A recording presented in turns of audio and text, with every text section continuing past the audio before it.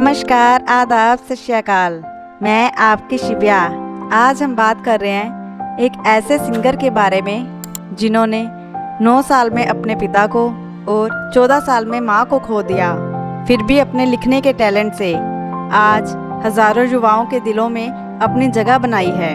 जी हाँ, हम बात कर रहे हैं हम सबके फेवरेट करण औजला की, जो कि एक पंजाबी सिंगर हैं। आपने भी उनके गाने जरूर सुने होंगे, पसंद भी किए होंगे, जैसे कि सॉफ्टली, रिम वर्सेस झांझर, बच बच के सॉन्ग, जो आजकल हर एक की जुबान पर हैं। सो आज हम जानेंगे उनके प्यार के बारे, लाइफ के बारे, उनके स्ट्रगल और उनसे जुड़े विवादों के बारे में। करण औजला, जिसका पूरा नाम जसकरण सिंह औजला है, उनका जन्म 18 जन 1997 को पंजाब के खन्ना शहर में एक गांव घराला में पिता बलजिंदर औजला और माता रजिंदर औजला के घर हुआ।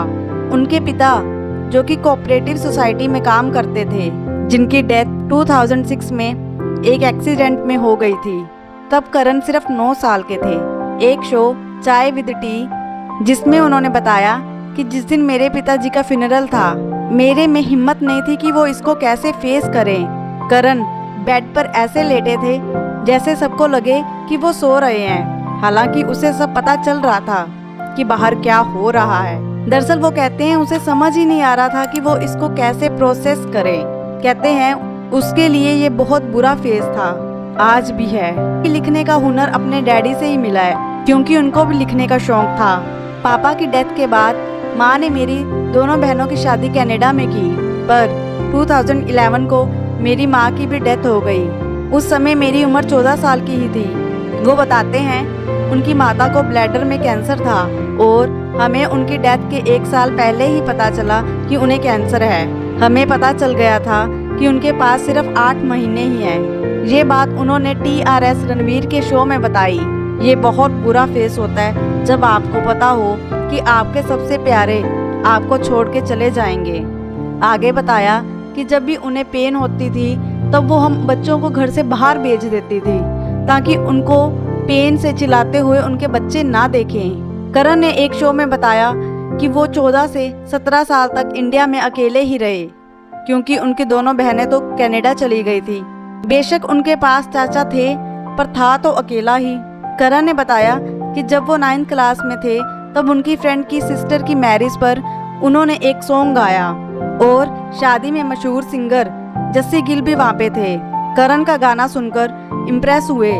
उन्होंने करण को कहा कि ये गाना पूरा लिख के मुझे देना।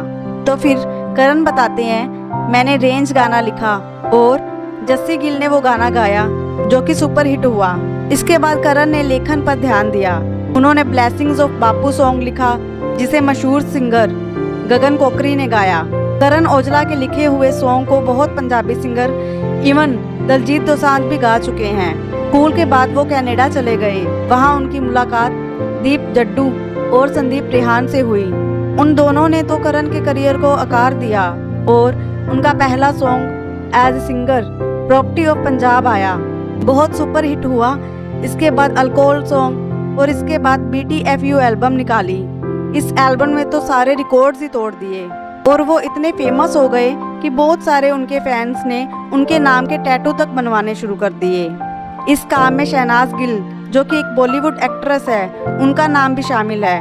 करण औजला का सॉन्ग डोंट लुक आने के बाद उन्होंने अपने शरीर पर करण की तस्वीर बनवाई और नीचे लिखा don't look. TRS Ranveer show में करण से पूछने पर कि शहनाज ने क्यों बनवाया, तो उन्होंने कहा कि मैं एडमायर करता हूँ कि उन्होंने मेरा टैटू बनवाया। कहते कि उन्होंने इंस्पिरेशन के लिए बनवाया है। साल 2023 में उनकी शादी पलक से हुई है। वो बताते हैं वो मई 2014 में कनाडा गए थे। जुलाई 2014 को वो पलक से मिले और तब से वो एक साथ हैं, और अब जुलाई 2024 में 10 साल हो जाएंगे उनके रिश्ते को। एक शो चाय विद टी में उन्होंने बताया कि जब उनकी शादी हुई तब बहुत सारे लोगों ने उनकी वाइफ के वेट के बारे में बॉडी शेमिंग की, जिसमें लड़कियां भी शामिल थी। मुझे समझ नहीं आ रही कि हम दोनों खुश हैं तो लोग क्यों जज करते हैं। वो मेरी वाइफ है, मुझे पता है वो मेरी केयर करती है, मेरी बहनों की केयर करती है, उसने मेरे घर को बांधा है। मैं खुश हूँ तो किसी को क्या प्रॉब्लम है। करण औजला का सिद्धू मूसेवाले के साथ विवाद बहुत सी सुर्खियों में छाया रहा था। कहा जाता है शुरुआत में सिद्धू और करण अच्छे दोस्त थे, पर बाद में इनके बीच तनातनी हो गई थी। मीडिया का कहना है कि करण ने सिद्धू मूसेवाले के कुछ सॉन्ग्स रिलीज से पहले लीक कर दिए थे, जिसके बाद दोनों के बीच कोल्ड वार शुरू हो गया। दोनों ही अपने गानों में एक दूसरे पर ताने कसते थे। पर करण औजला के साथ मीडिया हाउस के साक्षात्कार में औजला से सिद्धू के बारे में पूछा तो उन्होंने सिद्धू मूसेवाले की तारीफ की और कहा वो बहुत अच्छे सिंगर हैं। इसके अलावा सिद्धू मूसेवाले की डेथ के बाद करण औजला ने इस पर खुलकर बात की। कहा कि जो हुआ है ये नहीं होना चाहिए था। जो कुछ सिद्धू मूसेवाले और उनकी फैमिली के साथ हुआ, ये देखकर मेरी जिंदगी का नजरिया ही बदल गया। 29 मई को सिद्धू मूसेवाले के पिता को फोन करके उनसे आशीर्वाद लिया और उनसे माफ़ी भी मांगी कि उस वक्त वो वहाँ नहीं है। उन्होंने कहा कि जब भी सिद्धू मूसेवाले की फैमिली को ज़रूरत पड़ेगी वो हमेशा उनके साथ खड़े रहेंगे। उन्होंने आगे बताया कि उन्होंने सिद्धू मूसेवाले की मौत से पहले उनसे फ़ोन पर बात की थी और सारे गिले शिकवे ख़त्म कर लिए थे। उसके बाद हमारे बीच सब ठीक था। हमेशा से देखा जाता है कि करण औजला के साथ बहुत सारी सिक्योरिटी रहती है। इसकी वजह TRS रणवीर शो में रणवीर ने उनसे पूछी। इस पर करण ने कहा कि मैं तो खुद नहीं चाहता कि इतनी सिक्योरिटी उनके साथ हो। वो एक सिंगर हैं, आर्टिस्ट हैं, ऐसा तो वो कुछ नहीं करते जिसके कारण उन्हें इतनी सुरक्षा में रहना पड़ता है। पर वो क्या करें, उनको और उनकी फैमिली को कई बार टारगेट किया गया।